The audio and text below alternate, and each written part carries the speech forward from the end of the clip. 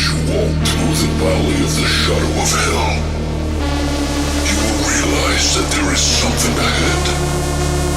Something that lurks behind the dark veil.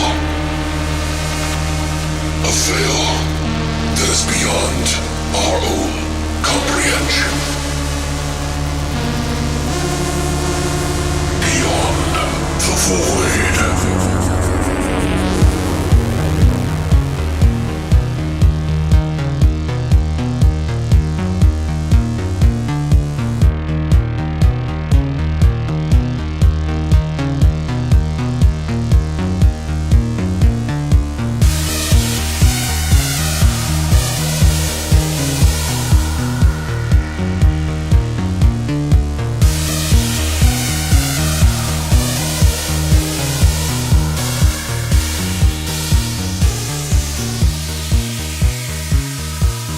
What's up, guys, and welcome back to Beyond the Void Horror Podcast. Right, today's Monday, and we're going to be doing a really awesome episode this week.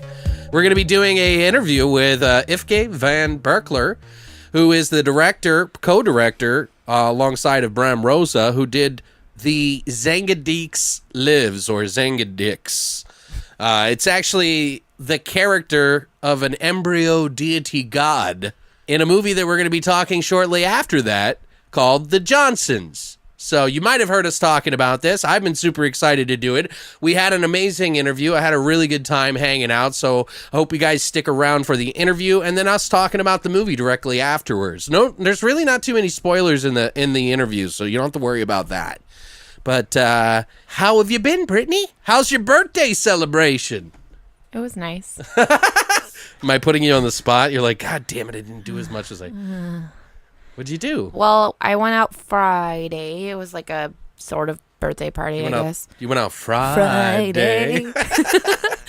We're doing little dance, by the way, guys. Yeah, I rolled my shoulders. It was like an impromptu thing. It was a club night or whatever, and I usually like plan something, and this time I was like, it's already a club night. Everyone's going to go anyway, so let's just pretend you're all here for my birthday, because I don't feel like planning. So. Did you drink a lot? Yeah. Yeah? A lot. Yeah, you told me you took off on Saturday for that. Yeah, well, we were going to go to... Well, I wasn't sure if I was going to go out Saturday or not, because it was St. Patrick's Day, and I tend to not want to be out of my house. Yeah. Because people are crazy. Or suck. Yeah. So, I don't know, but we almost went out, because it was Shadow Play at Rips on Saturday night. Yeah. I like that night there. And I like Rips, and it's close to my house. It's pretty kickback and nice. Instead, Mouse and I just watched movies in ER the entire day. ER, really? Yeah, I love that show. All 15 seasons are on Hulu. Mouse never watched it, so... If you guys want to see the real horror story...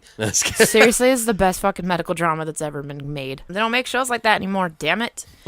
But yeah, and then Sunday I had a girls' night with Jenny, so... You went to a metal band. Which band? Watain. Black that's metal. Right. We went and saw Watain and Destroyer 666. Or just Destroyer. Yeah, I mean, that's cool. It just sounds very stereotypical. For sure. Yeah, but they're really good, though. They're more like thrashy. I like thrash, but actually. Yeah, I do too. But to me, it's like I like my thrash metal thrashy, and I like my black metal. Yeah. You know what I mean? Like, and they're like in the middle of that, and it's interesting. But it was really cool. I like them a lot. It's the first time I've seen them. Well, you kind of have to be a hybrid these days, right? I've seen Watain every time they've played here over the last 6 years. So right. I love that fucking band. But yeah, my whole plan, I took Monday off work and I was like, I'm going to get shitty drunk and Jenny and I are going to have a good time, blah, blah, blah. I had one drink at dinner and I didn't drink the rest of the night. I was completely sober. You went to a metal show? I went to a metal show sober. Wow. But I think I was on the verge of having an anxiety attack when we got there. You should have had a drink at that point. Yeah, but I didn't want to because I was like, I think I'm going to pass out. I'm just going to drink water. So I did. Just drink with water. Wow. I drank a lot on Friday. It was enough. My liver was angry. So that's fine. And then Monday I stayed home and I watched The Johnsons. Ah, yes. So I've been doing a little bit. I went out finally to go see Annihilation, which we were super excited for. I have a feeling it's not a bad movie, but I have a feeling it's one of those movies you probably watch again and it'll be a little bit better. It's interesting. It's a sci-fi thriller, you know. Alex Garland loves to do like a female present movie. He's very supportive of that in the industry. I thought, I don't know, I was a little let down. I liked it. It made me think afterwards. That's how I know it's a good movie. But I just think that I wanted more action and like crazy stuff, but it was beautiful. It was really beautiful. That's what I've read about it, is that it's like visually stunning, and I'm like, well, I'm sold, because I love that. You know, That's that movie almost that enough for everybody me. was like all crazy about, the chick that plays Lois Lane? But that chick, you know what I mean? That other movie with the aliens where they like try to communicate with them and stuff that everybody was going nuts about. I wasn't a huge fan of that movie either, even I though don't even know what movie you're talking about. I can't think of it. I'm sure our listeners know what I'm talking about.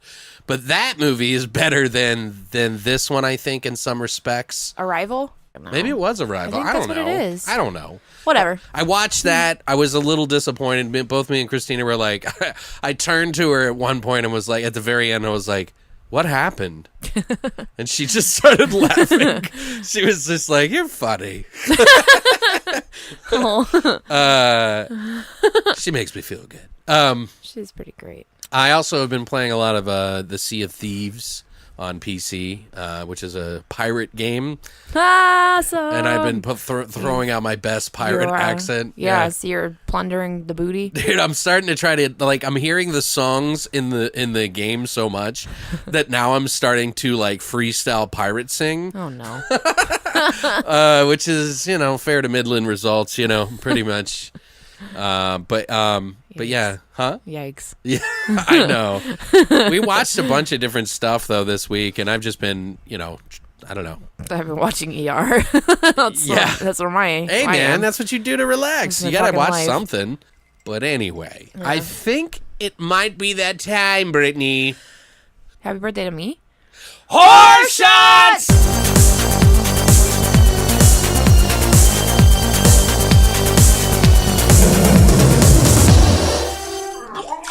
All right, guys, so we're back to do our horror shots, and today we're going to be doing a horror shot themed around sort of both the documentary that Yfke did and also for the movie The Johnsons. It's basically in the movie, there, as we mentioned earlier in the episode here, there is a embryo baby deity that is sort of like waiting to destroy the earth through...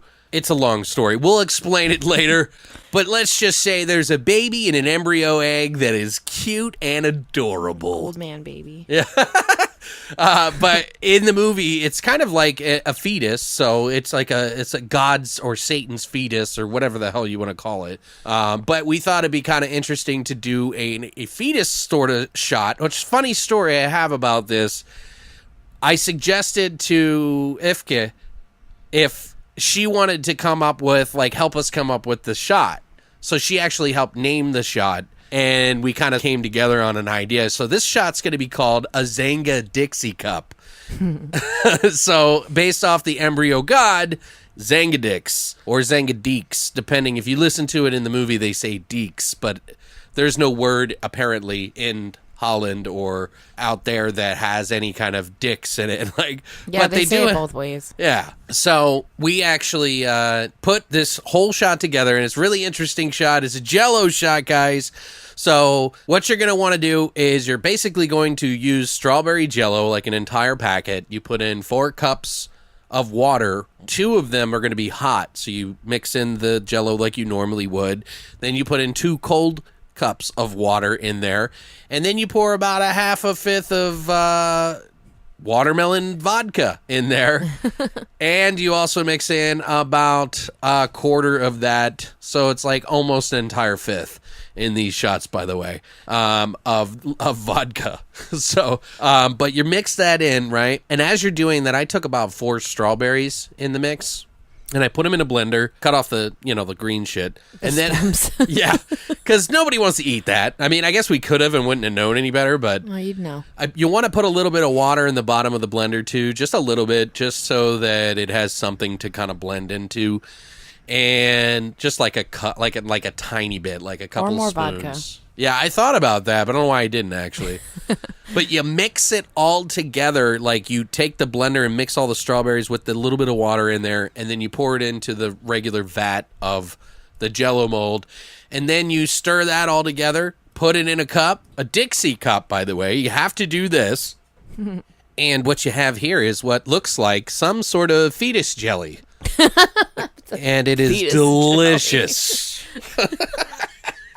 Some sort of fetus. Yeah, it looks, it's delicious, actually. It is really good. We did try it beforehand, but we're going to do it live here now, too. So, in fact, I had about 4 of them, and it got me kind of buzzed pretty quick. Like, I don't normally feel anything. You got your spoon, Brittany? I do. Now, these aren't going to be easy to just... You could squeeze them in your mouth, probably, but I just don't like leaving the remnants behind, so... You can't slurp them very well. Right. I mean, I guess you could probably, if you, like, separated it from the sides with the spoon, you could do it. I'll try it. Yeah, maybe we'll do that. I won't be a quitter like Alex. No, I did it. I'm going to do it with you. What are you talking about? What you talking about, Willis? What you talking about? You have to separate from the bottom, too. Yeah, Well, these have been sitting out a little bit longer, so they're soupier. Are you ready? Yep. Ready to suck on the fetus jelly? Giggity. Cheers. Cheers!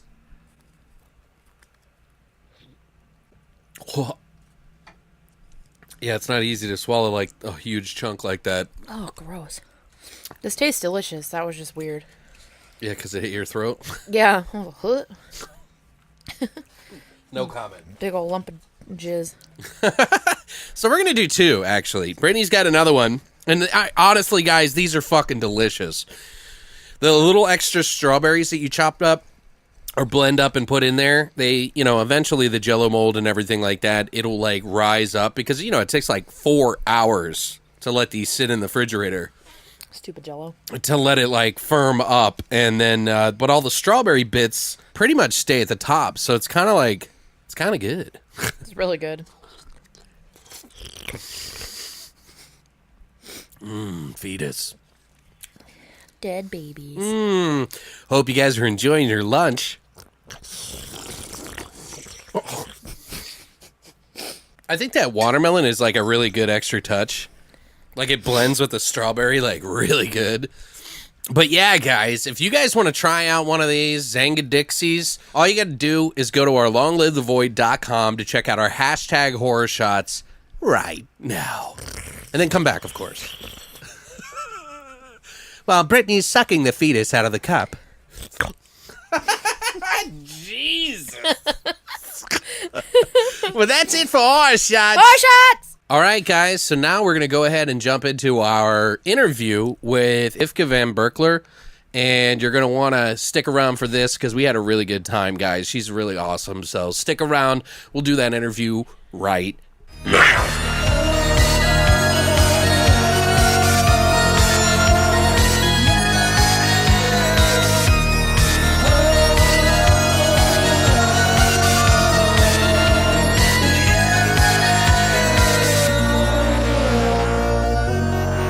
Today, we have a special guest with us. That's Yfke Van Berckelaer, who is the director of the several shorts like Zombie Love, which she also wrote, Iggy Goes to Hollywood, and All the Single Ladies. She's also a documentarian for the film Pepe and a documentary of the movie The Johnsons that we're going to be watching this week called Xangadix Lives. Welcome to Beyond the Void Horror Podcast, Yfke.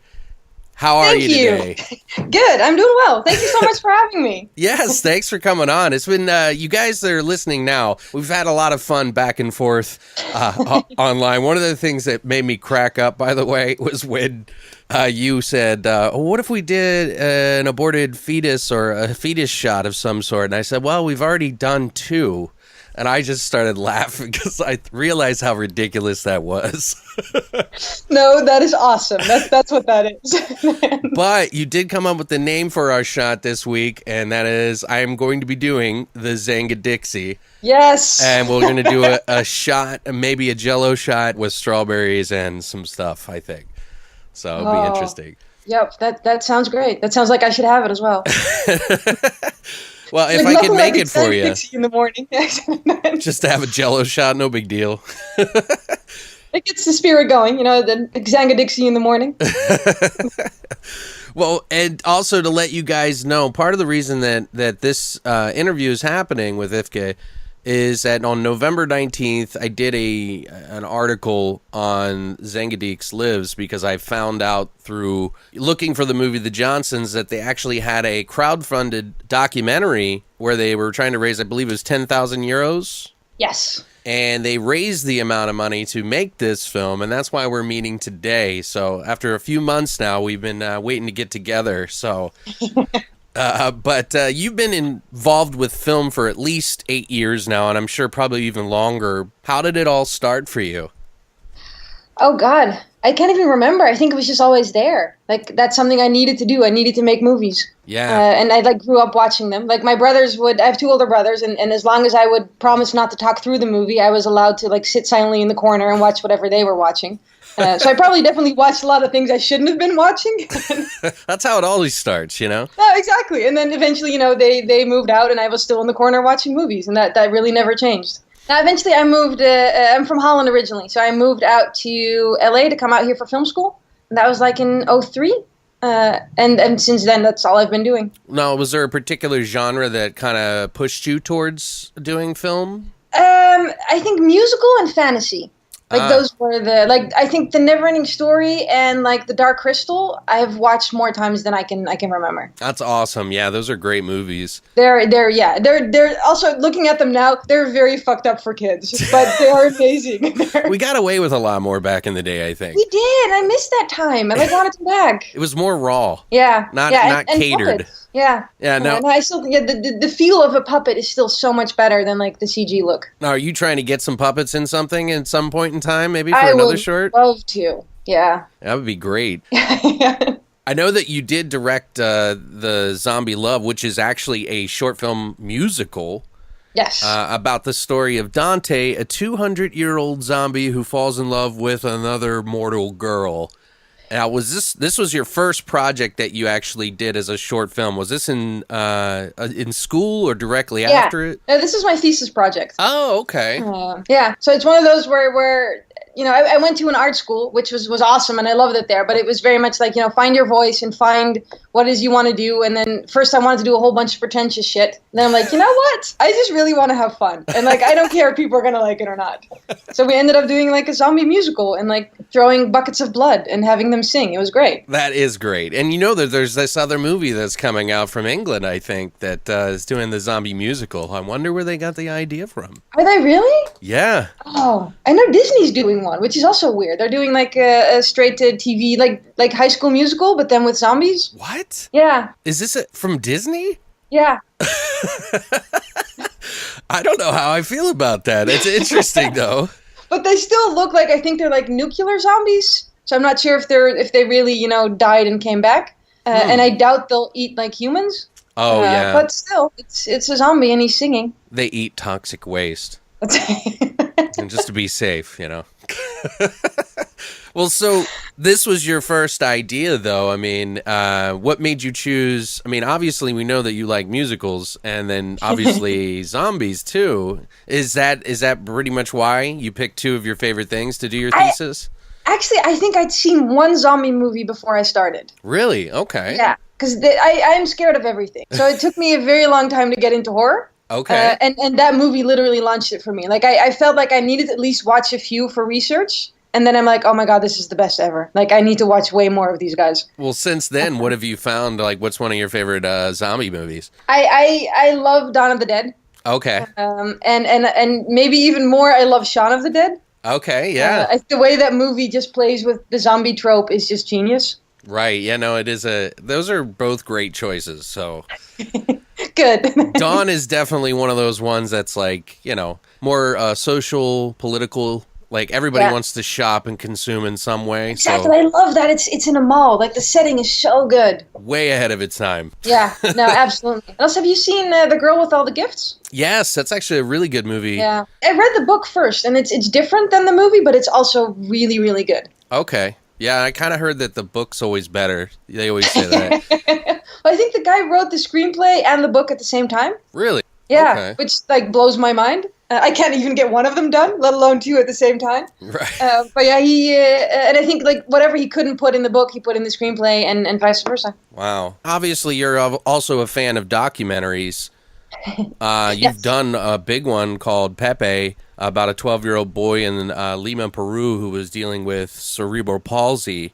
How did that come about? Like, how did you get started with that, and what was the inspiration on that?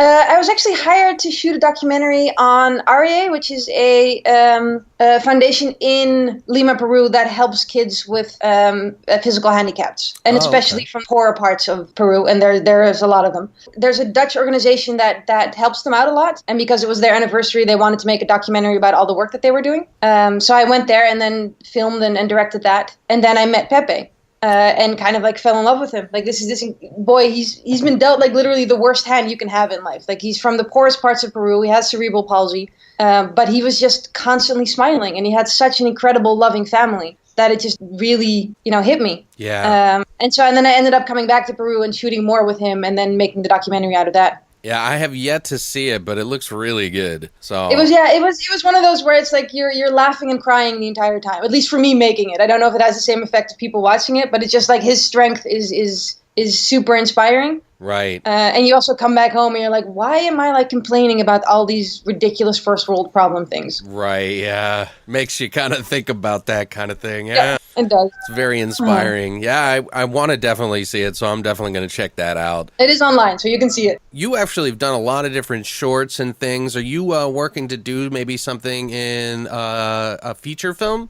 Yes. I mean, we're always trying to get features off the ground, but they cost a little bit more money than shorts. Yeah. But yeah, no, I have a sci-fi heavy metal kickboxing musical that I really want to make. Whoa.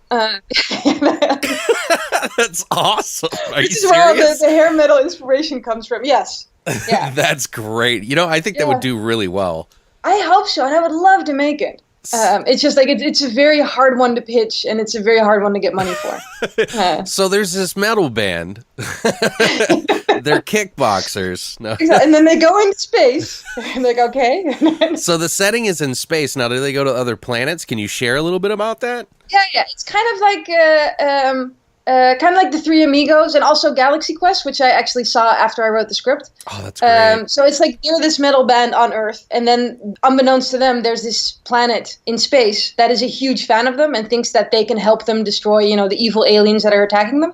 Oh, wow. So they bring them to that planet, and of course the whole planet looks like the cover of a hair metal album. So everybody has like the big hair and the weird outfits, and so yeah, that's why it's also expensive probably.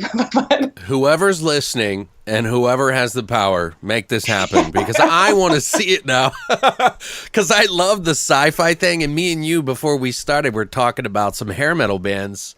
Just before we got started. So those are the big inspiration for it.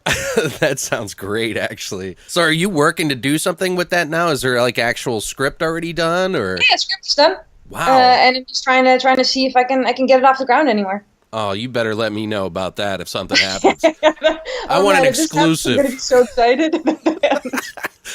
I think a lot of people would really like that. That's like I would so getting the love to do it. studios to do that, though. It's like they don't get it. Like I've had a few like meetings where you'd go in for another pitch and you try to push this one as well, and it doesn't land. They're like, yeah, no. Yeah, exactly. Really, really interesting story, but not for us.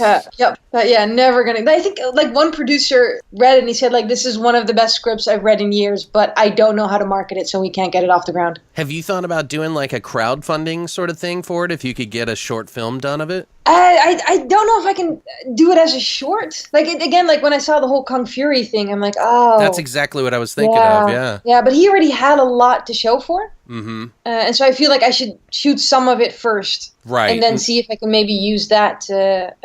But haven't fully gotten even there yet. Like first of all, I need a composer to do the songs. Right, and it definitely have to be some sort of metal of some sort. Well, that's the thing, as long as the Scorpions keep touring, they're too busy. But I bet you could find somebody that could do something that's along the same lines to make it. It's like that 80s hair metal sound. Yeah, it's tough because like if you're going to do something, ultimately, if you could do a project that big, you'd want the Scorpions to be a part of it. You know what I mean? Yes, you do. But I want that for all my movies. Like, that's not just this one. Well, maybe you can like at least license some of the music. Right. I know it would be expensive, but Yeah. especially for like Scorpions, I think. No, it's like the dream project where you're like, oh man.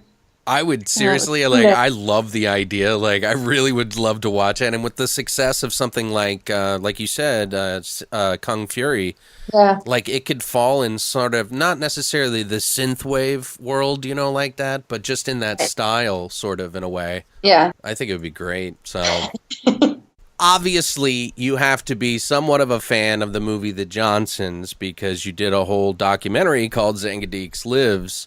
Can you tell us a little bit how that came about? I know it was also co-directed with Bram Rosa with you. Yeah. How did that all come about? It started with him. I think the first time he saw The Johnsons, he was 8, and it was kind of one of those things where the babysitter was watching it, and he snuck downstairs and watched it from behind the couch, and it, like, completely traumatized him. But, like, in a way that it also started his love for horror.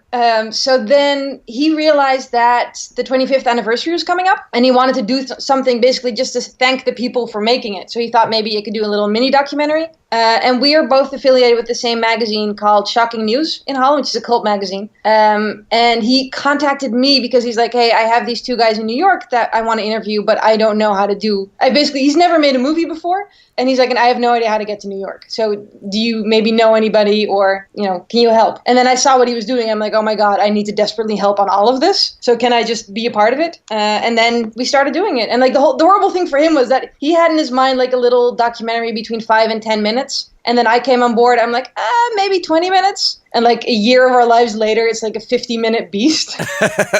Yeah, it's jam-packed. It's actually really good. I liked it. Oh, thanks. That's cool. So you guys kind of came together and made that happen, and went even almost like an hour almost. Yeah. Yeah. No, and I only saw The Johnsons, I think like a year before that was the first time I saw it. Because I remember as a kid, I remember it coming out. And I would always want to go walk by theaters and look at the lobby cards. I remember very distinctly the lobby card for The Johnsons was like the little bald kid with the like mouth harp and like his brothers, you know, painting the walls with blood in the background. Yeah. And all I'm thinking is like, I am never going to see this movie. This is terrifying. And then, you know, way in my 30s, I'm like, wait a minute, maybe I'm old enough now. And you can handle totally it, yeah. Exactly. Did it scare you when you watched it for the first time? No, it didn't. Yeah. I can imagine it definitely scaring a child, though. You know, it's kind of creepy. Yeah. Does this going to get released to the public, by the way? Like we hope so. Like maybe Netflix, Amazon, or you know. I mean, something? We'd love to. We'll because the rights to The Johnsons lie with Universal. So we're talking to them about it. I'm starting to gather a hypothesis about maybe, and I don't know if you could say anything about this, but. Does this mean that we might possibly get a Blu-ray for The Johnsons sometime soon with your documentary included? We hope so. We've been trying to fight for the Blu-ray as well, but the hard thing is it being Universal. They're kind of, you know, busy with like the Fast and the Furious, like 219. Yeah. So we're definitely trying to bug them and say like, hey guys, there's actually a demand. But yeah, no, if anybody out there wants to have The Johnsons on Blu-ray, like tweet or Facebook or email Universal and say that you want it, because the higher the demand is, the more likely that it'll actually happen. Yeah, I think this definitely belongs with it in some facet, and if not, at least we can see it on like Amazon Prime, Netflix, or even Shudder. Yeah, no, all of that would be great.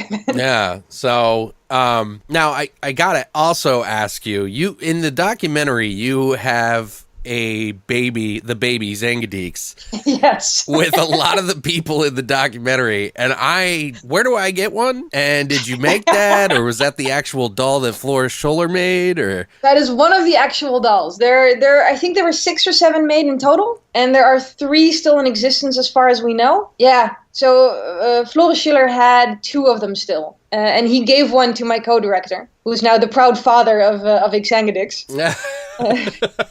I would be very excited about that. I saw he had it in a case or something, or I don't remember. Yeah, it's in the movie. It's like in this weird crystal, but the crystal, someone tossed out the crystal, unfortunately, so that no longer exists. But yeah, no. So we had it. So we brought it to all the interviews, and then we would like halfway through, we'd pull it out. And we're like, hey, here's this little guy. Yeah, it's weird because usually that kind of stuff gets old after time, and it'll like get hard.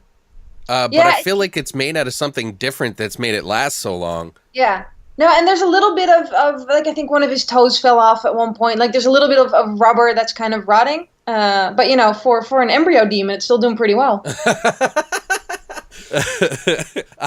Well, speaking of which, you brought that to as one of the perks for the crowdfunding. Yes. And you were taking pictures. You could take a picture with Xangadix Yeah. at the feature showing of the documentary, right? Yes. How did that go, and how was the response there? No, nobody bought that reward. Really? I think they're all scared. Oh, they missed out. I would have done they it. did. No, we had because Flores brought the other one as well. So we had a little mini expo during the premiere. So we had like, because my co-director Bram also has like the world's largest Johnson's collection, which sounds really weird when you say it like that. Yeah, I think our listeners will appreciate that one. But yeah, so he has like a lot of like lobby cards, posters, you know, VHSs from like weird countries, and like we had all the original scripts. So we basically put those all in glass cases, along with the two Xangadixes. That's awesome. So I think as long as there was glass between them, people were okay with taking their picture. Yeah, I remember, and I don't want to spoil this for anybody, but I remember them talking about in their premiere for the actual movie, there was somebody that didn't want to go to the premiere because the baby was there prominently displayed. Yep. I just want to hold it. It is wonderful. No, and it's like weird. Like Bram and I think I had him over Christmas like last year because I was doing one of the interviews that he couldn't be at, and of course the first thing I did is give him a hat, give him like a glass of eggnog, put him under the tree, and like Bram had him again when it was my birthday, and he'll send pictures with like Xangadix with like a party hat on, and it's like these. I'm sure you set him up on tables to scare people or something. I would have. I don't know. I really wanted him to buy like one of those baby carriages that they have like, you know, in The Hangover, and like put it in there and just walk around with it. Oh, who's the baby? Oh my God. It's like that. Have you ever seen the movie Dead Alive or Brain Dead? Yes. Yes. When they go to the park. Oh, man. Do you guys still have the sculptures, the limited sculptures, the mini sculptures of Xangadix that you can? Yes. Could I buy one off you? Well, somebody else made them, but yes to that as well. Okay. But Bram knows the in and outs on that. Yeah, because I'd be interested in buying it, and I'm sure like a few of our fans might want to too. The guy who made it, he makes a shitload of ridiculously awesome critters and sculptures, and he also did the in B-roll in the documentary. We have like shots of like weird heads, sculptured heads in the beginning when we talk about the Jackson Whites. Okay, yeah. And he made those as well. Which in other words, like a friend favor of like, dude, do you have an hour to do something? And he just sculpted them. He's the guy from Dutch Outcast, right? Is that what it's called? Exactly. Okay. Yeah.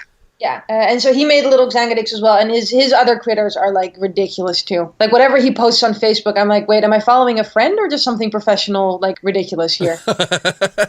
Yeah, I see he has the critters thing. That's pretty cool too. Yeah. Oh man. But let me check because I know there was talk of that because I don't have one yet either, and I desperately need one. Yeah, I would assume. Yeah, after all the work you put into it and all the passion.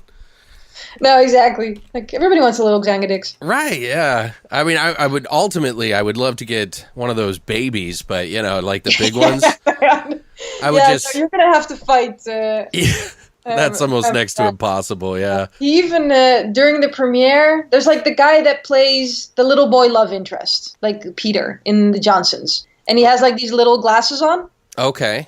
And apparently those were his childhood glasses that he just wore for the movie. But when he came to the premiere, he brought them. He's like, hey, look. And Bram was like, that's a prop of the Johnsons. I need to have it. Oh, so wow. He just got him as drunk as he could and eventually made sure that he had the glasses. That's great. Like, so he really is a mega fan, huh? Oh, yeah. Now, and like there's still a fake head left, and he really wants the fake head, but I don't think that's going to happen because Mike, who made the Johnsons 2, like the little kid version, and who did the music for Xangadix as well, he owns that head, and he's not gonna let it go. Oh wow. Yeah. Yeah. No, it's full on obsession. Because the same thing, like the ring with the seal that Dr. Johnson wears in the movie, that's still in existence. Okay. And I think Bram is tracking that down and is like not gonna let it go until he has it. Oh man. So do you have any crazy stories of while you were shooting this documentary with any of the people that you interviewed? Yeah, they were all just like really super awesome. And of course, we only used like small bits of the interviews, but all of them lasted like around 2 hours. And it was kind of like a masterclass in filmmaking. Like people were full on excited to talk about their craft and how they, the DP had like an hour that he was just dissecting shots. And we eventually couldn't use any of it in the doc, but it was so awesome just to hear him talk about that. And the same with the other people. Yeah. Did you have a favorite guest on that you enjoyed spending time with the most? I don't actually have kids, but I feel like this is, pick your favorite kid. Like, I don't know. I fall in love with everybody who we interview. Okay, fair enough. So we kind of talked about this a little bit with like your favorite zombie films or anything like that. What do you think, what genre to you really kind of resonates with you? You said the musical one does, but are you a horror fan now? Yes. Yeah. Okay. Although I have to say everything still scares the shit out of me. Which is great. I want to go back there. I want to go back to that time where it did, because I'm chasing it now.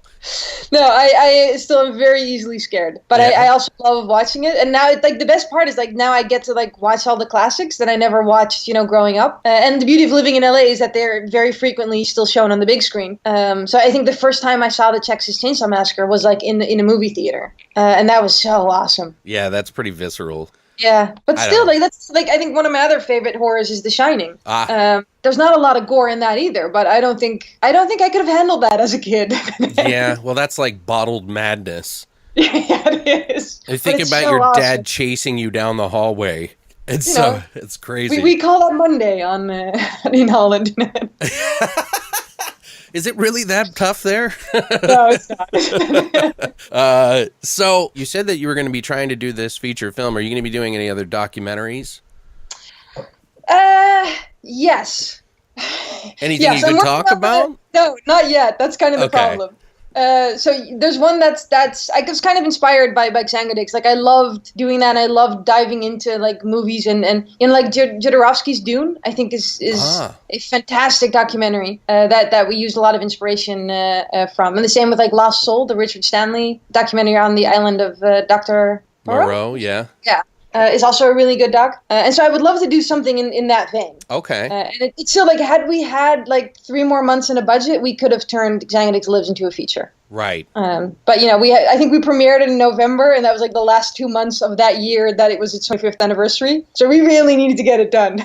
And when we were talking, you were still working on getting some of the subtitles and such for it. So. Oh, yeah. Yeah, no, that took a while as well. Like you don't realize how much talking there is until you subtitle something. Well, and you had like how many people in that? About I think like 15? 17? Yeah, something like that. It's ridiculous. Yeah. 2 hours each person, just about. Yeah. So that's a lot. That was a lot of transcribing. Yeah. Yeah. So they did it for each of the raw videos? Yeah, well, we did it because it was just us at that time. Wow. Yeah. That's insane. No, and thank God we were doing it together. That at least you don't have to do all of them alone. Well, I know you can't talk about what you might be doing for the documentaries. Is there any particular projects that you would love, like a dream project that you would love to do? Is it just the new movie that you want to make? Is that like a dream project? That's one of them. There's, oh God, I have so many of them. It's like you have so much, and then you try and pitch it, and then like 99% of what you do never actually, gets made. So you always make sure that you have a lot, and I have an insane amount. That's yeah. And they range in genres as well. Like I have, animation stuff I'd love to do, documentary stuff, more musicals, horror stuff. Like I'd love to do more horror in Holland because it's not something that happens a lot there. Sure. And I think especially like the way that country looks, it's like, we have the creepy castles and the creepy pond and like the marshes, like all of that is there. Yeah, it is a beautiful scenery for it, yeah. Yeah, no, it would be perfect. It's just not really the genre for that country yet, but I hope that it's changing. And also, we saw like how much love there still was for the Johnsons that hopefully will help as well with getting more stuff off the ground. Yeah, I noticed in the documentary there the director was saying how much trouble he had with the Johnsons after it was made because everybody felt like he sold out. And that, that it was all about the money and not about the genre anymore, or, and the horror was too low for his caliber of direction. Yeah, which is ridiculous. Yeah, that is really weird. But I mean, I guess it is a different place out there a little bit. I mean, it's still the same out here.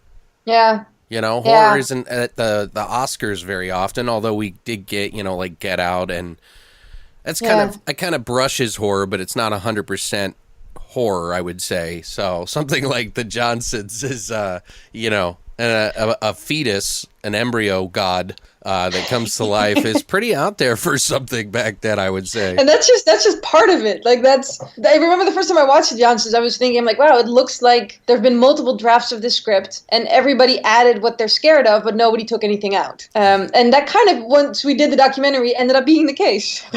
But yeah, there's so much going on in there. Yeah, and it's after finding out about how it was going to be made originally, do you think that you would love to see the original version of that compared to this one? I mean, I love this one. Like, this one is what got us on the whole track of making the documentary. I'd be curious to see the original one. Yeah. Just because I would, I'd be curious to see what they would have done with it. But I don't want the one that's, I don't want the Johnsons to not be in existence, basically. Right. Yeah, it's really, guys, once you, we'll be talking about this a little bit more on Thursday, but we definitely want, I definitely want them to see your documentary. So hopefully they can see it. So I'm curious to hear what you think of the Johnsons. Oh, what do I think of it? Oh, yeah. Well, I mean, I could kind of give you a brief rundown. I mean, I definitely enjoy it. I actually, watching it again here recently, I actually found a bigger appreciation for it, even before, because I watched the movie and then I watched the documentary that you did after it. So I found a pretty big appreciation for it than I had originally, because I think when I first watched it, I was looking for just weird stuff. Yeah. And it does have that. But I think I got more into the storytelling this time than I had previously, which it's crazy. It's kind of a little hard to follow along sometimes, but they do a good job of distributing out the parts to you. Is that, I mean, how did you, I mean, you mentioned that you saw it for the first time, you were kind of like, wow, what the heck? So, I mean, did you love it, or were you kind of like trying to figure out how to compile all this or unpack it from the movie the first time you saw it, or? I loved it. Yeah. Yeah, and I won't spoil or anything, but I love how the last 20 minutes or 10 minutes, it just takes a full-on weirdness tour, which I really like. And also, I love the fact that this was made in Holland. Like, that kind of blew my mind. Yeah. Because like that, first of all, they had an actual budget. Like the movie looks really good, and they didn't skimp on anything. And just that they had that for a horror movie, and that they had this director and that writer, and then the cast that they had, I thought was very, very impressive. And I just like there's no other movie out there like this. Yeah, no, it's true. There really isn't. That's in my article that I wrote about the Xangadix Lives when it was coming out. I was like, the movie kind of reminds me. The baby reminds me of. If you've ever heard of Shaw Brothers movies, which are like Asian cinema films, which we're kind of covering this month. The baby in particular, the prosthetic or the design of it and everything kind of looks like something you would see from this. So that's why I always felt that way. But yeah, and again, I love puppets. Like, I love when creatures are actual puppets. What would be your ultimate puppet film that you would make if you could? Are you going to put puppets in the hair metal? No, actually, but I should. That's a really good point. I knew there was something missing. You could put them in there. You could actually have like real puppets and not just like some sort of CGI stuff. I think it would be kind of interesting. Yeah, it would be. I still think the ultimate puppet movie is The Dark Crystal. Okay, so that's your favorite? Yeah, and I'm very excited that Netflix is doing more of that. Yeah, it seems like they kind of are. Yeah. Yeah, no, I mean, anything Henson is just, out of this world. Yeah, and the studio's still kind of going, so... Yes, they are. Yeah, it's like when you drive by it, like Kermit's on top of the gate, like tipping his hat, and it always makes me happy when I drive by it. Did you have the Muppets out there? Yeah, we did. Yeah, the Muppets and the Fraggles. Oh, the Fraggles. Oh, my gosh. Right? The song just pops up in my head immediately. Like. Oh, it's the best. And the problem is when you hear the song, you have to clap along. Like, you cannot not do that. Oh man, I used to watch that. It was on HBO for us. I always felt so bad because they're always eating like the poor builder skyscrapers and all that stuff. It's like these guys have been working forever, and they're like, "Oh, thanks, guys." Yeah, it was kind of a very meta story because Yeah. they were the gods of those little creatures in a way, and then there was also humans because they were kind of like the rats of those. Yep, and then you had the other three big weird things. Oh yeah, it's been so long. Well, I hope that you add some. I hope you get a chance to do like your puppet film one day, and maybe this hair metal movie will make that happen. So I don't know. I'm really interested in it. I'm not just saying that. No, I'm interested in it too. I just need to, make it. All right. So anybody listening, like I said, please make it happen. Well, I mean, we've definitely appreciate that you've come on here and spent some time with us, FK. And I appreciate that you've been back and forth with me. She was so nice that she actually sent out a few things to us to show the support and spreading the cult of Xangadix. Yeah, the cult of Xangadix. It's Xangadix, right? Or it's because Xangadix. Yeah, was it okay? Because Rocco said it right then in the Well, documentary. that's how we say it in Dutch. Ah, okay, makes sense. But then again, dick isn't a word in Dutch, so we. So it's easier to say. But the Johnson is. I'm sorry. Now, the more you start to look at that movie with those thoughts in your head, the more it's like, oh wow, mushroom men. And it's like literally like the more you think of it, it's like, okay, that's there's a lot going on. Well, is there any way that anybody could reach out to you if they wanted to? Like, do you have a social media like Instagram or anything that you want to share? Yeah, well, we have for the movie, so we have Xangadix Lives, Twitter, and Facebook. Perfect. And we'll include those links for you guys below so you can check it out. And as soon as we hear, obviously, of any documentary being put out so that you guys can see it, we'll definitely let you know. I feel like we were like one of the only ones that got to see it almost on this side. That is true, actually. Is it? Yeah. Yes. Yeah. I feel pretty special about that. I really appreciate you sharing that with us. No, it's always happy when someone wants to watch something that you made. Like, Absolutely. We literally made this thinking like it's just going to be the two of us watching it. Yeah. Well, you got a whole bunch of people over in Holland to see it at least. Yeah, no, we were surprised about that as well. Yeah, it was a pretty big showing out there, huh? Yeah, and then we did, like, that was the premiere in Rotterdam was, like, sold out, and then we did one in Amsterdam, and we had to, like, send people away, and there were, like, still people on the floor, and then eventually, like, okay, the fire marshal's really not going to like this, so we just have to close it down. Oh, wow, it got awesome. that crazy, huh? Yeah, it did. Wow, man. Well, I mean, I'm surprised that the fandom is as big as it is. I didn't think it was that big. So seeing this documentary, like, honestly, that it surprised us as well. Like how much love there still was for that movie, and just in general, how much love there is for horror in Holland is also great to see. Yeah, because again, I think like the fact that there's a Xangadix out there in a theater school and that like teenagers still bow to it is like mind blowing to me. Wait, what? Really? Yeah, I don't remember that in there. I remember the guy that had the name. Yeah, and then the very, very end, like after that, we go to the theater school, and there's like a guy who brings out Xangadix for Halloween. That's right. And then he holds it up, and like teenagers bow to it, not knowing what the hell it is. I didn't know what that was. Yeah, no, I thought that was like you guys being weird. No. I really did. I was like, what is going on here? No, that is an actual possibility. That would have, we are that weird. I'll give you that. I mean, weird in a good way, but I was like, yeah, this is weird. Like, what is going on? It's like literally teenagers, and like every Halloween he brings out Xangadix. And again, nobody knows that it's from this movie or what the hell it is. They just call it the baby. And then he yells that everybody has to kneel for the baby, and he holds it up, and all these teenagers fall to their knees and bow to it. It's like the weirdest thing. First of all, seeing like teenagers bow to something in general is weird. And then realizing that they're bowing to Xangadix. Yeah, I was like, the funny thing is at the very end, I was like, why is he calling it the baby? I was like, why? It's Xangadix. Or Xangadix. He has no idea. He doesn't know what it is. He just got it, and he's like, oh, that's cute. He happens to have this thing, too. That's the crazy thing. Yeah, and he's also never going to part with it. And, that's okay because he's, teaching teenagers to bow to Xangadix. Were you the first to tell him, or did he already knew and he just likes to call it the baby? No, I think my co-director, he was there for that. So he was, but I think he still was like, yeah, I might have seen the movie. I don't know, somewhere down, but yeah, it's just awesome. That's crazy. It's almost like a cult. That's the weirdest thing. Like, that's what we call it, Xangadix Lives. Like, it has never died in the last 25 years. In this weird, small town in Holland, there's still teenagers who are adoring it. Who are worshiping it, literally. Yep.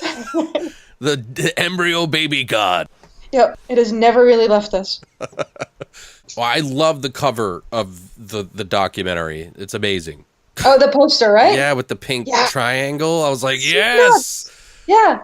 I think someone did that like 2 weeks ago. Really? Yeah. And like Bram sends it to me. He's like, are you online? I'm like, yes. I'm like, okay, brace yourself. And he sends it and I like flipped out. Yeah, it's amazing. Yeah. Yeah. Like, I hope it's like, I don't know. That looks great. I love posters like that. Yeah. No, exactly. And like, as a filmmaker, the fact that I made something that has that poster, that like, it's insane. It's so cool. I know. I hope that we get to see more out there, because I think it's like, I didn't get to see the the Windmill? Windmill Massacre, yeah. Yeah. I started it, but I never got to finish it. I think it's even up on Netflix now. Yeah, I think it is too. So no, like we had like Frankenstein's Army is really great as well. Oh, that's right. Yeah. Yeah. I didn't know actually, that was them. The guy who directed Frankenstein's Army, we have like in the documentary, there's drawings of what all the Johnsons would have looked like in all the versions of the script. And those are done by the director of Frankenstein's Army. Really? Yeah. I did not know that. That actually is pretty interesting there. Well, that's like we had like no budget and like zero B-roll. So Are it was these just the characters like, from Rudd, or are you talking about the ones from the original, the Johnson Blues? No, the ones that we had it made for the documentary. Okay. So okay. there's like there's a bunch of different drawings of like this is what they would have looked like in the Johnson Blues, and this is what they would have looked like in the Dutch translation of that, and this is what they ended up looking like. That's awesome. But yeah, no. Again, we had nothing B-roll wise, so we just literally just asking anybody we knew that was creative or could draw or could sculpt or anything. Like, hey guys, can you make some pictures? Can you help us out here? It's cool. You didn't. So now, are you a big fan of that movie as well?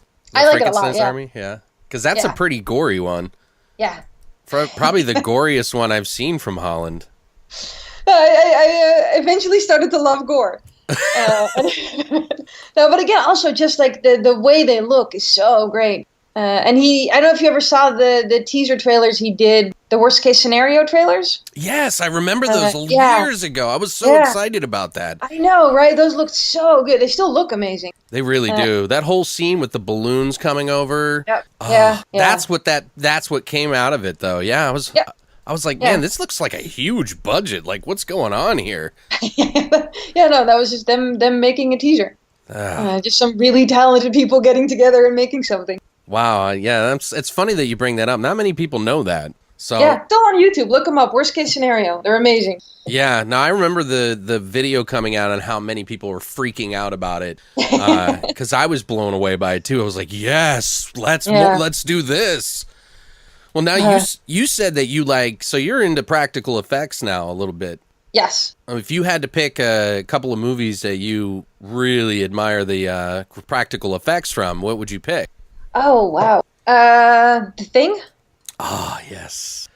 That's the epitome, I think, for me. Yeah. It has no form, so. Yeah. God, that movie's creepy as hell as well. It's awesome. I got chills the first time I saw that guy put the paddles into his chest. Yeah. That probably marked me for life when I saw that as a child. Just imagine how your life would have been if you hadn't seen all these movies. I know. I'm such a bad person now too for seeing all these things. I feel pretty well adjusted, so I don't know where the idea that these things can ruin people's lives come from. I agree. I feel like they've enlightened me.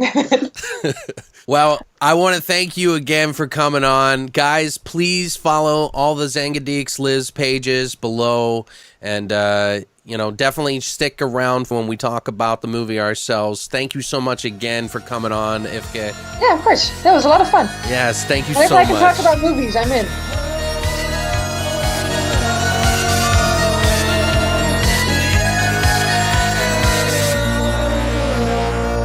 All right, guys, we're back from the interview, and I want to go ahead and thank you again, Yfke, for coming on this show. It was a really great pleasure to meet you, and I look forward to seeing that freaking movie that you know I love. It sounds amazing, guys. If you support this, sound off in the comments, please, because somehow we should make this happen. Somehow. Kickstarter, something. But thanks again, and I hope you guys enjoyed that. Now, we're going to do our flesh and potatoes, so we're mixing things up this week. We're going to talk about the Johnsons, just the one movie this time, and we're going to go ahead and do that right now.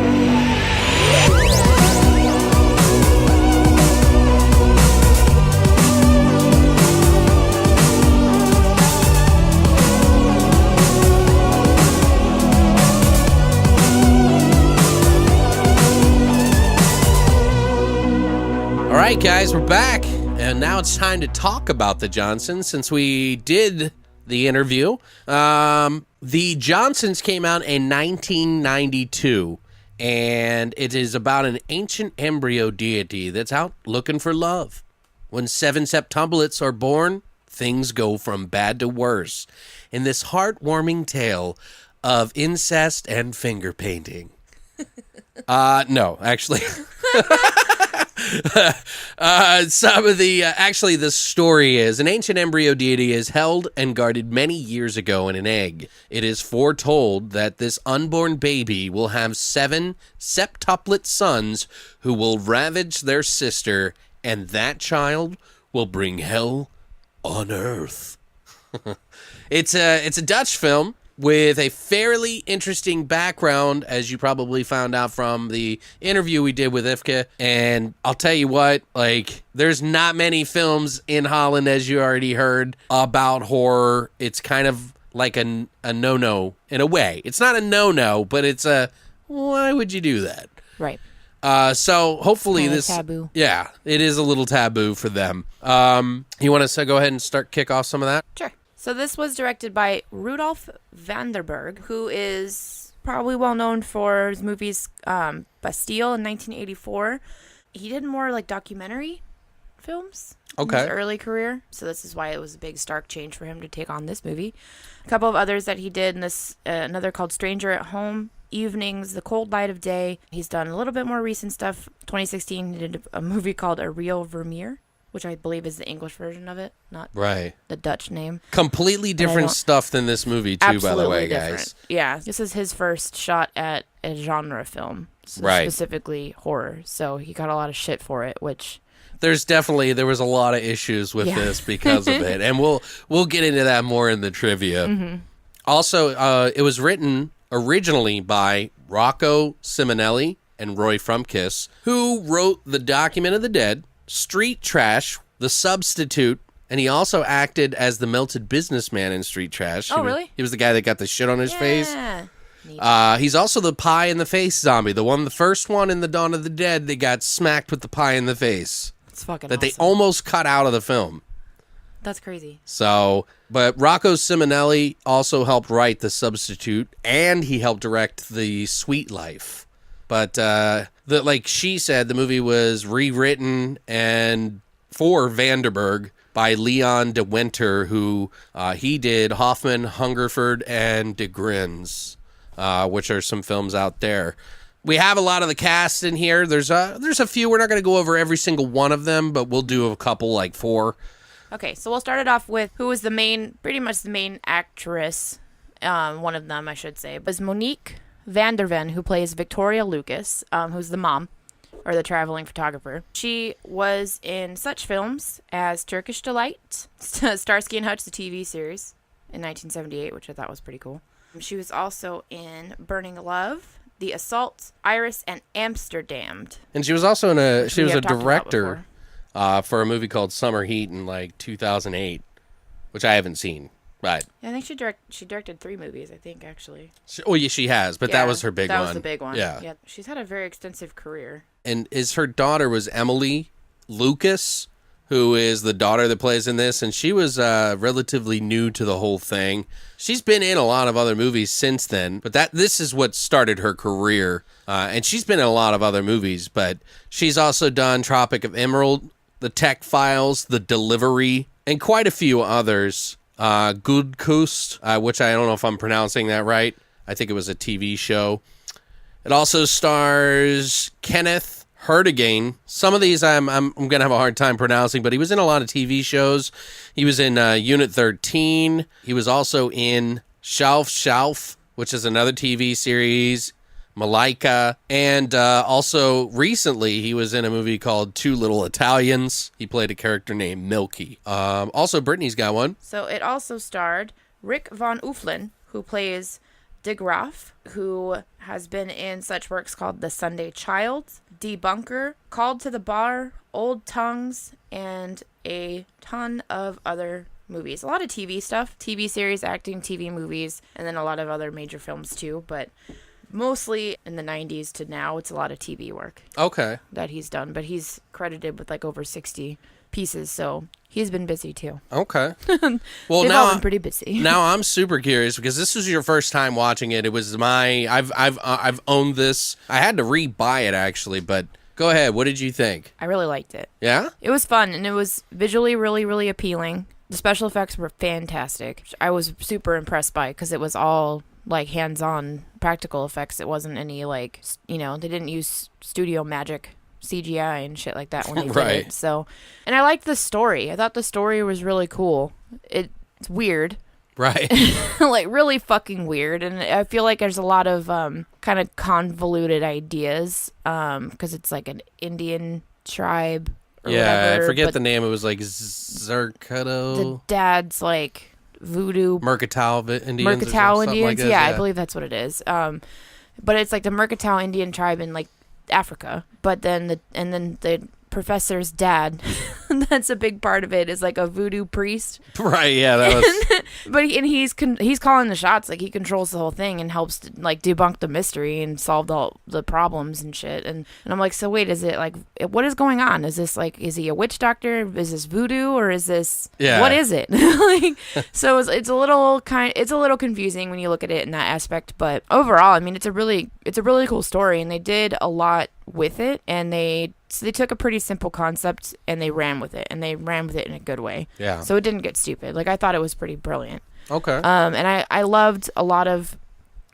like I said, the visuals were really cool. I love the whole concept of the 7 brothers and how they chose them, because it's interesting when you get further into the trivia about it, of how like they came to settle on that final, like how they chose to do the characters, so the final 7 characters, and how it wasn't, it was really interesting, and I felt like it was really strong for them to choose that, because they were menacing looking, they were terrifying looking, like that's something you would be afraid of coming after you, and so it was really cool. And I love the relationship between the mom and the daughter. Yeah, they're really good together. Really yeah. great. They have a really, really great chemistry, and which you can feel, and it's believable. It doesn't feel like they're acting or overacting by any means. It just feels natural. So it's a crazy, weird story about incest and a satanic embryo that's taking over the world, but at the same time, it's a mother-daughter bonding story. Right, and it's done very tastefully. Exactly. Yeah, like more tastefully than it sounds almost. They handle incestual fucking behavior very tastefully, and right. it's like, well, there's no real how like do you do that? You don't. It's not like they're in a house together hanging out. Yeah, and stuff, and there's but... a bunch of dicks, which was also cool. Yeah. So I didn't hate it. I was like, tits, dicks, Ha! dicks everywhere. I was like, there's 7 dicks. Freudian slip. I love tits too, so it's fine. I won't be happy with either. Do you have anything else to add to that, or? No, overall, I was really impressed with the story, and I mean, it lived up to the hype that I got from you talking about it incessantly over the last million years that I've known you. Well, it's a couple of months now. I mean, I might have mentioned been a while. it, but yeah, there's not many people that really. A lot of the people that I know that have seen this movie are not too. A lot of people that I know that are like, well, it was okay. Like, that was better than okay. You know, I really liked it. it's really weird though, because for me, when I first saw the movie, I ordered it from like a VHS place called Video Junkies back in the day, which was like one of those they would like recopy stuff that you couldn't get anymore. And when I heard, Embryo God, 7 septuplets, and the story, I was like, what the fuck? Yeah. So I kind of had to because with these video places, you would literally just know the cover. They would show you this black and white cover of the cover. This guy would break it down the best way that he could say, kind of like a review in a way, but in like a paragraph. And then you would pick movies based on that, and you would send this to this guy, and you would get them weeks later. But that was my first experience of seeing this, as I found it through there, and I got it. And I have to admit, when I first saw this, I was not blown away. But I had also remembered it had moments in the film that I had kind of forgotten about and realized that I really liked. So, especially that how can you forget that there's an embryo baby god? Yeah. And it's super different than you would expect. The story surrounding it is even more odd. Watching it again, though, for probably the, 6th time now, I've actually had a long break in between, and I had sold off a lot of my collection years ago because I needed the money. And that was one of the movies that saw that. And then seeing it again, I had a much better experience this time than I think I had in the past. It's not that I didn't enjoy it necessarily before. I kind of feel like I really sunk into it this time around. And if you look at it as more of a Omen thriller sort of in a way, you get a better appreciation, I think, for it than you would if you go, oh, embryo god, what the fuck is that all about? Right. Yeah. Count it out before you even get into the story. It's not a gore fest, but it does have some really good fair share of gore in it. There is a sufficient amount of gore. Right. It's really well it's balanced. All good. Yeah, it's all good. That's the difference. It is well balanced, but it's all done really well, and it's placed where it should be placed. Mm-hmm. And it also has a lot of really strongly tense moments, or your little jump scare type moments or whatever too. But it's not overdone, and it works. Yeah. It's all believable. So that's the thing that I liked a lot about it, is you feel what they do, you feel like you're being hunted, which is right. what they are. That's what's happening to them, is they're being hunted by these fucking lunatics that are trying to fuck their 14-year-old sister.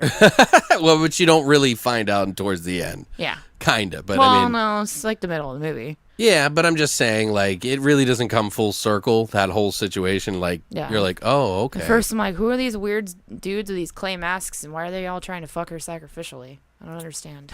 Well, and as you guys and then they get into it. And as you may have heard in the, in the interview or caught on to it a little bit, it was originally supposed to be a black comedy, so you can, watching it again after seeing it and then watching the documentary after really kind of helped paint a really better picture for me a little bit to understanding it. And the moments they had there was a little humor in this, there was quite a bit of humor. It was like an all around entertainment film. This was a big budget production in Holland. So. For a genre film, right. Absolutely. Yeah. And it can be, I think it can be for a casual viewer, and it's also accessible to those who don't, they don't seek deep necessarily, but it's also accessible to those who are looking for some cool, weird gore shit too. So I think the concept is pretty out there. It's done very tastefully. So what I mean that is it's tame compared to what the story may sound like, although it is still got some really crazy kind of what the fuck moments. I always compare the baby in it to Shaw Brothers films a little bit. It just feels like the baby itself was pulled from that. So, but I think it's I kind of want to see what the version of the other version would have been like, just definitely out of curiosity. I'm kind of curious. I wish I could see it. Oh, the original, yeah. Right. But I wouldn't want to I was like, what the trample over it. Yeah. But it's written by the guy who did Street Trash. One of the guys. Yeah. So go figure that it's this all out there crazy fucking adventure from the guys who did Street Trash. You know what I mean? Yeah. The original version of it sounds like a ridiculous fucking cinematic ride. Well, we can jump into that right now, actually, if you want. Sure. I mean, Ronnie Frumpkus, which I'm talking about from the Street Trash, and Rocco Simonelli, they got the idea from a clan of hillbillies that lived just outside of New York City.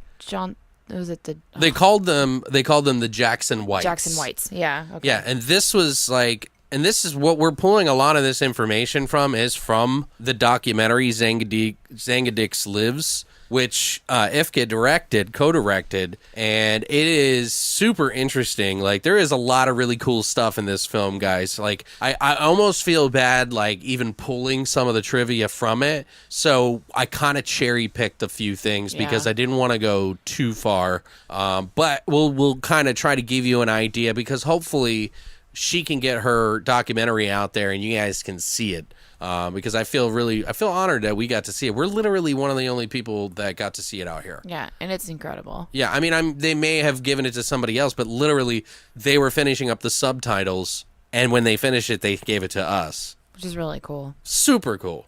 So I feel honored. Yeah, I do too. And it was so fucking awesome. Like, I want everybody to see it. It was so cool. But, I mean, we do have to kind of tell you a little bit about it. And the original story, the hillbillies that lived in the woods outside of New York, was real. That's a real thing. Yeah, these are like really deformed people that committed incest with each other all the time. They're so deeply inbred. Right. Because they just fuck each other. That's it. Like, they and fuck they even everybody. said their that whole family. It's like a whole village of these people. Yeah, oh yeah. It's a clan. It's like a hillbillies. It's a giant hillbilly clan. So they have basically, it's their own little city of their own family that they all just sleep with each other and make more babies. And they're all like, the further and further down the incestual line that it goes, the more deformed each person comes out.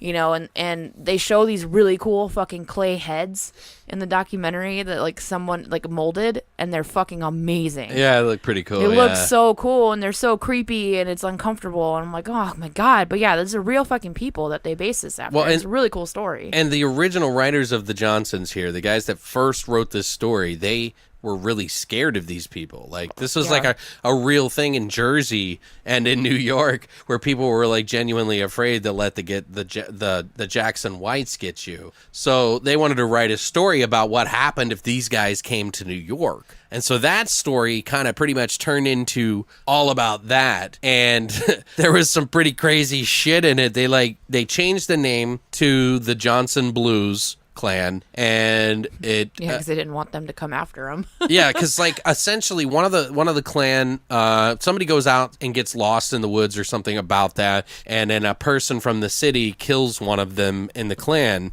and the clan comes to New York to kill people and dildo police, which was I love that. I love when they tell about like the things that they have them do, you know, the typical sightseeing type shit, and then they're like, and of course they've got to go to this big porn emporium, you know, and then like they're looking at these walls of dildos, and like they're showing bits of the screenplay that, you know, the original screenplay that you're reading it from and the text is coming from, and it's fucking hilarious. And there's like, they beat a cop with a dildo, and it's insane. You know what? It's absolutely fucking crazy. It kind of reminds me of U-Turn.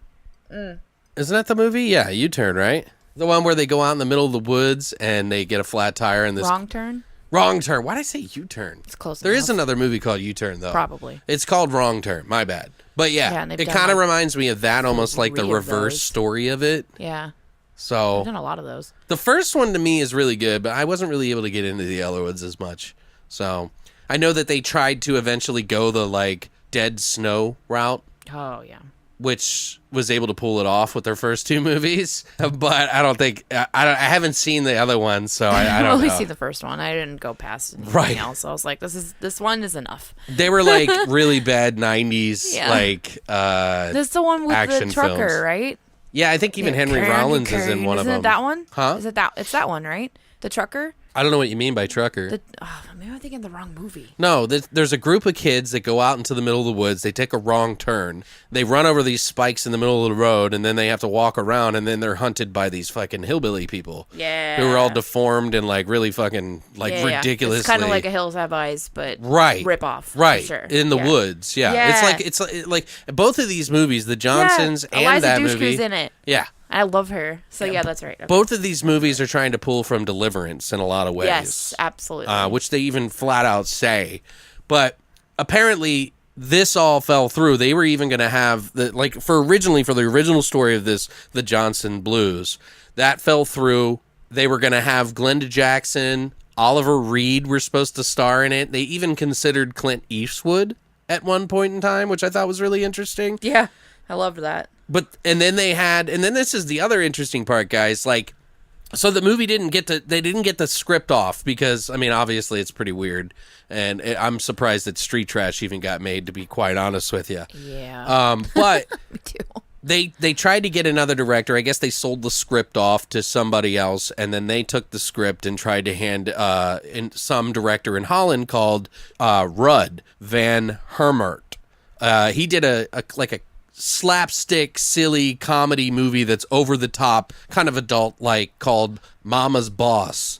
But I guess apparently after long periods of trying to get him on board with the producers, they didn't even get to start the movie, but it was like 2 weeks before they started the movie. Dude got kind of ridiculous about something, and they fired him. He's crazy. Yeah. Yeah, like, it's interesting, and I liked how they went about that in the documentary, how they talked about it. So it's just, he was just insufferable to fucking work with, and his methods are completely crazy. I would have fucking got rid of his ass too. It seemed like he just had his own vision. He wanted to change the movie.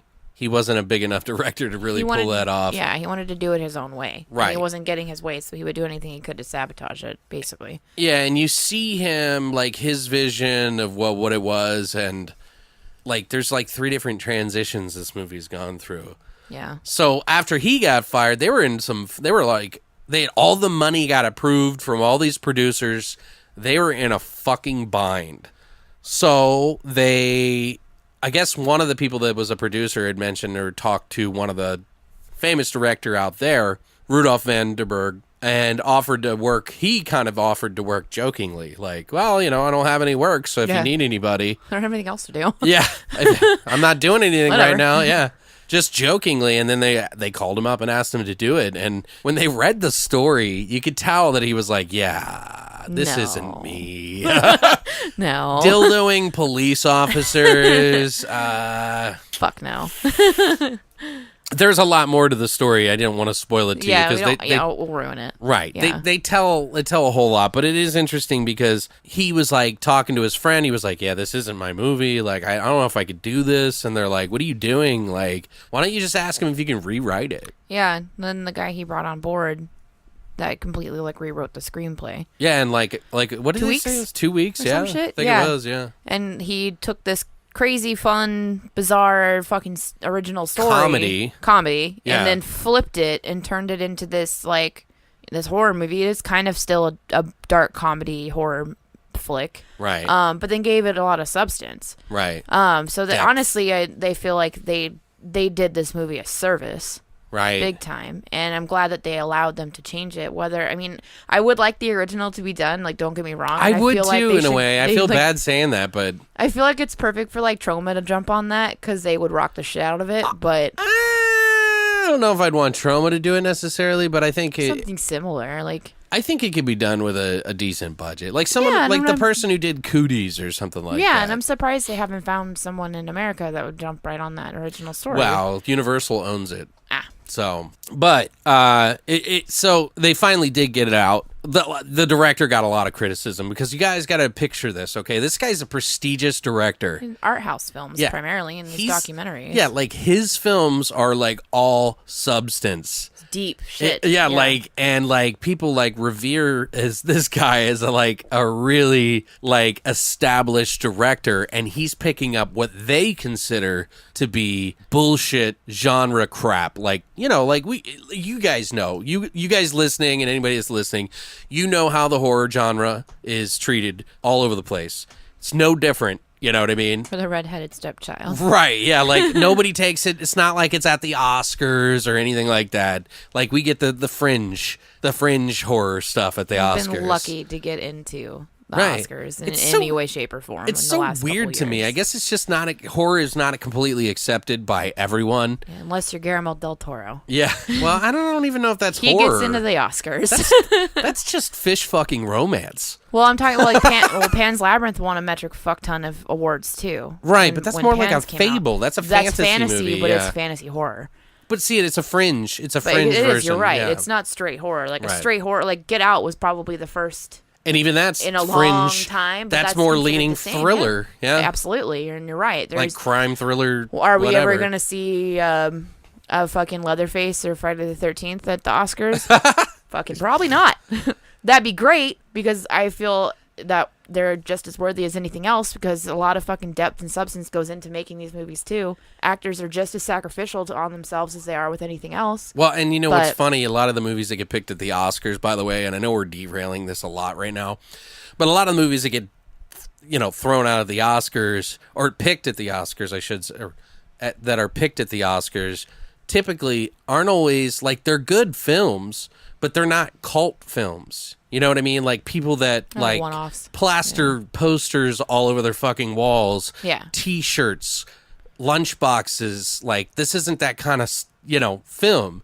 It's like, oh yeah, that was really well done, but I don't really care about watching it again. You know what I mean? Right. I'm not saying that all of them are bad. I'm not trying to put down movies, but I'm just saying, like, to me, there's something to be said that if someone devotes their entire life to a film, and speaking of which, in the Johnsons, there are some mega fans of this movie. I know. It was I didn't cool. even know this existed, first of all. I didn't know many people that even knew this movie, so I was a little surprised to see that. That was really cool. That was my favorite part of the documentary, are the two people that they bring in. Yeah, like that have these like outsider perspectives but connections. Right. And why they have these connections to the movie. And I thought it was really fucking cool. And I loved that. It's like a lot of kids really got affected by this movie and thought it was terrifying. Mm-hmm. I don't think I ever experienced the terrifying feeling from it or anything like that. I could see, how it could be terrifying for people though. But this being a kid and being scared, right? And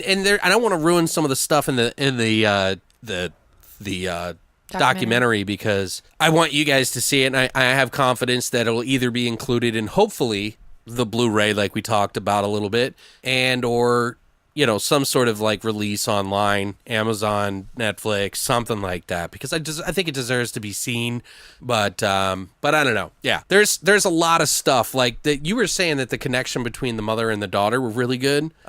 Did you remember the part in the documentary where they talk about that a little bit? Oh yeah, they talk about it pretty in depth actually, and how Monique approached Esme, right, basically, and was like, you're going to be my daughter for the next 4 months or however long they filmed right. for. And she invited her over for like sleepovers, and they went on shopping dates, and they actually developed this relationship. And I thought she just invited her the night before they actually shot. Probably to spend the night, but maybe I missed that. They still had this. They had this connection throughout the entire film though, because she basically treated her like her daughter, right, on camera and off. Think about that for a second. Like, would you just go to some random actor's house?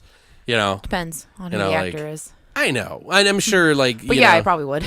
Do you know what I mean? Like, what if you went over there and they're all like laying on the bed with like liniments and like roses petals and shit? You know what I mean? Like, what if it's like really awkward? You're just like, that'd be great. Yeah. I'm like the queen of awkward. Like, I would make it more awkward. So I'm going to be your mommy for a little while. I don't know.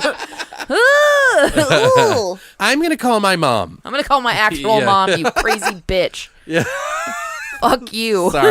Sorry. But yeah, no, like that's when I said that I really enjoyed. One of the things I liked so much about it was that it did feel organic. And that was why. And I like that they actually explained that in the documentary as to why it felt so organic, is because it basically was as organic as it could actually be, is that they were physically mother and daughter. Yeah. So they did a really good job. They had a good bond.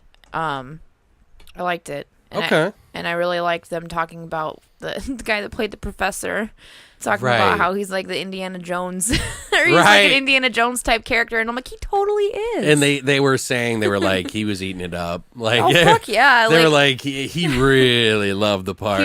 He was fantastic. Yeah, he was really good. He was my favorite character in the entire in all of it. He was my favorite. Yeah, he was fucking pretty. glorious. Yeah, him and his dad, and I'm like, Jesus. Yeah, his dad was funny.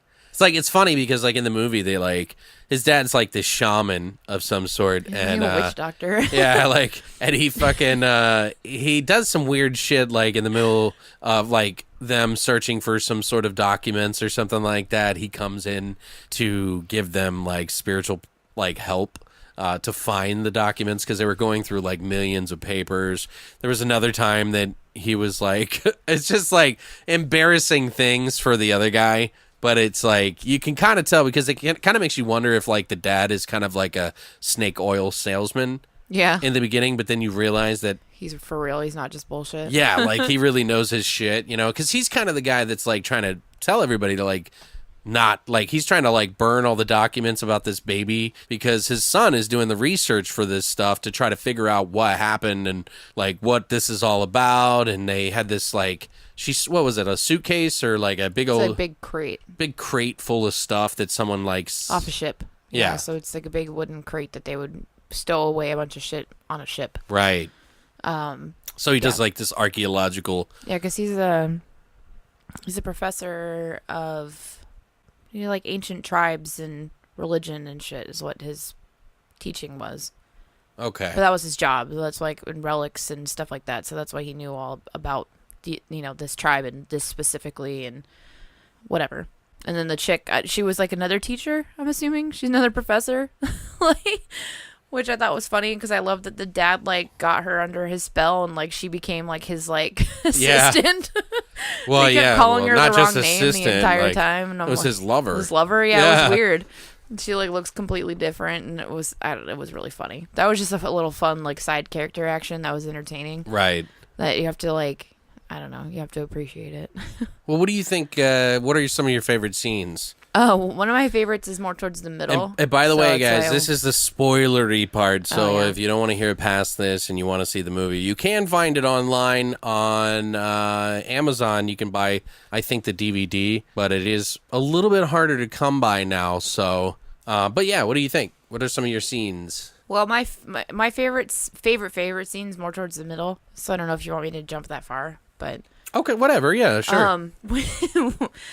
Okay, so the brothers are out of like their holding or whatever, the jail cell. They broke out of it, and now they've followed the mom and the daughter back to their house. And they've somehow found them and gotten there. They're in the apartment, and they're trying to get to them. And then the professor has caught on to everything, and now he's going to try and help them, right? Right. So he's in the apartment, and he's trying to look for them, and he sees the blood that's on the wall and the embryo symbol and everything. And so he's like still trying to find them in the house, and then he gets attacked from behind by one of the brothers.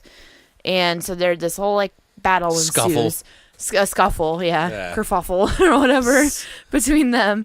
And then he finally like gets the better of the dude, and then ends up launching him across the room head first into a television. Right. And then he's like, he sees the remote over on the table and is like, fuck yeah.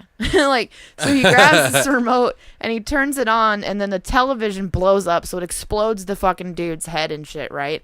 And the best part is the camera turns to the professor, and he fucking like takes the remote and blows on it like yeah, like a gun, yeah. It was hilarious. I lost my fucking shit. I think that's probably one of my favorites. So good. Like that's my favorite scene in the entire. It's not my favorite kill, but it's my favorite scene in particular. Oh, that's my that favorite kill and scene and everything. Brilliant. Yeah, I thought it was just awesome. And I don't. You know, it's weird. I fucking forgot about that part too. Really? Yeah, it's been a while. Like, and I don't know why I forgot that part. I don't know. I loved it. There was a couple of really cool scenes. I think one of the other gore scenes in the movie that I really liked is when she takes the carving knife and sticks it through the door, and it goes in through one of his eyes and out through the other side of his head, his temple, out his temple. Yeah, which I really loved. I thought the graphics on that, like the special effects on that, were really cool. They were great. Yeah, they built like this whole fucking like head. This right. whole like separate head in order to do that. So it's all practical. Like all the effects that they did, they built everything, which is fucking awesome. Like I love that shit. And then the other scene would be probably the end, without trying to spoil too much. But oh yeah, the first kill scene's really great too. Oh, the head chop. Yeah. Which I love when she's talking about when they filmed that. That there was a person standing by, a crew member standing by off the side. So the moment that she takes the machete and chops off the brother's head, there's a crew member standing there with a dustpan and a little hand broom. Oh yeah, that's right. Yeah, flicks blood on her face right when she connects with the dummy head. They're all poop like right on her fucking face. And I love it. It's perfect. Yeah, that's exactly the expression and everything. Everything was so spot on, and I'm like, I love the little details like that when they talk about shit like that. Is fucking it looks cool. It's one of the cooler kills, definitely. Yeah, and then All the blood. There was a couple of, like... All the beet juice. They had to cut... Yeah, that too. There was a lot of... They used a ridiculous... I think it was like 5,000 liters of beet juice for the end scene. Yeah. That just tells you how bloody it really gets. The Xangadix baby in general, the creature effects, I guess, of that were really awesome. I thought the baby was really freaky looking. Yeah, he was cute. And he was like ominous and like floating around behind like... Yeah. The key is never show him fully. Right, yeah, they kept saying that. Yeah, like, That's the trick. don't show him all the way, just a little bit here and there. Keep him guessing. That's what keeps it ominous. Yeah. Like, cute. I It's think, smart. I think right. I think it was a better movie this time around for me. I was really excited to see it again because I hadn't in so long. So I think I was just way more attentive than I normally would be. And I didn't have to take notes too much other than just my favorite scenes because we were going to be watching the documentary anyway. So, right. But yeah, guys, I mean, if you want to watch something that's a little bit more on the mainstream side in a way that is doing kind of not mainstream ideas with a really kind of deep kind of story about like weird shit about brothers trying to find... Yeah, it's like a taboo concept, but it's built into... But it's done like on a mainstream story, budget. Yeah, it was like an expensive movie for them. Yeah, it was. Yeah. It's crazy. So... But they have a lot of layers. It's I thought with a lot of layers. There's a lot of depth in like... And their mystery sort of unravels as the story goes, which, you watch some of these movies and you kind of just have to take them for face value. But this movie does have some actual depth, and they do break out little hints in here and there about certain things that pay off in the end. Absolutely. So it leaves little breadcrumbs up into certain points, which is really good when you're doing a writing story. Now, some of the the earlier writers, Rocco Simonelli and fucking Roy Frumkiss, you can tell that they're like, probably this isn't my movie. Right, but it's their baby, not the Xangadix baby, but it is their baby that they wrote, and they wanted to see it come to fruition in some way. Right, and well, that's not how it always happens. But it did in some way. Right, and it almost didn't happen. Way. This movie almost didn't happen like 3 times. Yeah. So, but it fought its little Xangadix ass to get out there for you people to watch it, and I command you. No, I'm kidding. I command you. The little baby embryo worked real hard. What do you think, Brittany? What is your final thoughts on this? I can't wait to watch it again with Mouse. Oh, you're going to watch it with him? Okay. So I want him to watch it. Because as soon as I like barely described what it was about, he's like, what? Yeah, he's like, probably going to be like, what the fuck? I think he's going to really like it, actually. Okay. So I really enjoyed it. I feel like he's really going to enjoy it because usually we have the same opinions about stuff, and sometimes we don't. Sometimes we're complete polar opposites. He loves something and I want to stab him because it's terrible, or vice versa. But I feel like he's really going to enjoy it. This is definitely something that I would watch again, will watch again. I had a lot of fun with it. I liked it a lot more than I anticipated that I was going to. We've already discussed that it actually does have depth for the story. They did a fantastic job. They had to make a lot of changes to be able to make the movie that they wanted to make, and they finally did it. And for a country that has very few horror films to its name, I'm glad this is one of them that they can call theirs. Yeah, I was almost going to suggest, by the way, like doing 2 movies, like The Windmill. I wanted to see that, which is actually. on Netflix. The Windmill Massacre, right? Yeah, it's called The Windmill Massacre, but it's also called The Windmill. The Windmill? Okay. Yeah. They call it The Windmill out here. Yeah. And it's also labeled as, although it's labeled, I think, on IMDb as The Windmill Massacre. I think so. I can't remember, but they had to change it for some reason, probably because there was other, like, trademarked names in the country or something. Probably. And then I know, Human Centipede is from there. Right. But, yeah. Yes, that's another one, Which is fucking bonkers to me that they're just like, we barely have any horror movies because it's just shit genre or what the fuck ever. But yeah, the one that they're gonna put money into to make is the Human Centipede. Hey man, some of that sometimes when society suppresses a certain thing, some of the craziest shit comes out of it. Right, and that's just one of the things. Y'all are gonna be able to watch this documentary at some point. I'm just willing it to happen. But yeah, when they talk about how fucking like the process and how difficult it is to make this type of a genre film in that country. That's why it's so mind-blowing to me that, like, the human centipede is what we get Right, yeah, out I of know. these. I'm like, what the fuck? Or like, the Johnsons. what a jump. Like, you know what and I mean? like you wouldn't think Because you go that, from, like, D-Lift to Right. the Johnsons. well, even still, like, just the fact that, like, in American cinema, if there was a baby and an egg, like, that would never be taken in any way, shape, or form seriously whatsoever. Right. You know what I mean? It would be a horror movie. Maybe in, like, the 70s. Right. You know what I'm saying? Yeah, maybe. You might be right, because, I mean, I've seen... Early 80s. What was that fucking movie? Oh, shit. Like, 70s, early 80s, but not in the 90s. There's no way. There's been enough of fucking crazy There was shit. that one where the guy, like, has a robot, like a really smart robot, and then it starts taking over his home and then creating a baby that he takes DNA from this girl, from this pregnant wife and shit. What? It's fucking amazing if you haven't seen it, dude. I fucking love that movie. I haven't... We haven't watched it, and we probably should. It's a really That good sounds movie. great. Yeah, let's it's watch that. really good. But I can't remember. It's been a while. But yeah, we need to watch that. Yeah, that sounds cool. I can't think of it what its name is. I'm so sorry, guys. If I think feel of like it, I'll cut it in. I feel like I probably know. It sounds kind of familiar, but at the same time, it doesn't. So. Yeah. But yeah, back to the Johnsons, guys. I definitely think if you can, try to check it out and see for yourself. I don't think it's going to hit everybody. It's not going to be a movie that everyone likes all the time. I think it's different. It's unique. There's not really anything like it.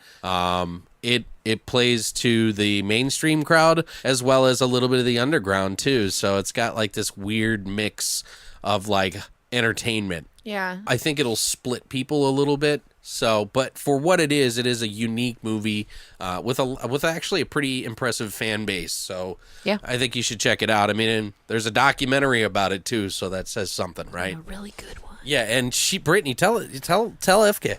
It's a really good fucking documentary. Like, I was so excited. Like, I was thoroughly entertained from start to finish, and I love that in my documentaries. I 'cause really get into film documentaries. I do too, and I really like them. Yeah. Especially with movies that I enjoy. Right, there you go. And That's even if another it's thing. a movie that I don't like, then Right. that can sometimes tend to sway me in another direction if it's a good documentary, and then I can really understand what goes into or what went into making the movie, and then I can be like, okay, well maybe I'm looking at this the wrong way, you know. And I love documentaries, period. Like, that's one of my favorite types of films to watch. But this was just really fucking well done. Right. It is written great, it's directed great, it is just beautiful. Like, all the transitions they do in there and how they tell the story. And the cover for it is fucking It's brilliant. sick. The name, I love everything. Like, Yeah. they just did a really fucking great job, and I want everybody to be able to see it because I am so excited that I was able to watch it, and it's just brilliant. One of the things that I got to mention too, by the way, guys, before we hang this up, and Yfke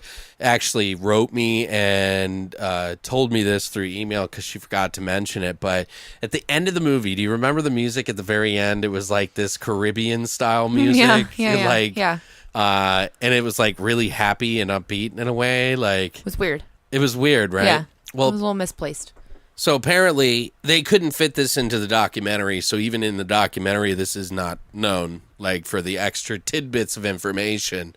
And this is what she wrote me. She said, you know that reggae-ish Xangadix song that plays over the end credits of the film that feels totally random and sounds like nothing else in the movie? Well, it was composed by Kenneth Hertigan, who plays Professor Keller, and the movie was supposed to have an extra end credit scene, or like at the end of the movie, a scene in which the dad and Angela get married and everyone is all happy and in love. And she said during the wedding party, the band would be playing this song because clearly no wedding is complete without a song about a demonic embryo god that just tried to kill you. Right. And they ended up in where it is now. She said she's hugely obsessed about that. So, but yeah, guys, that's it for today. We have a jam-packed for you today, episode for you this week. Next week, we're going to be doing Brittany's picks for two movies that she wants to talk about, and they are... We're going to do Hobo with a Shotgun and The Greasy Strangler. So, those are Brittany's Those picks. are my birthday picks, bitches.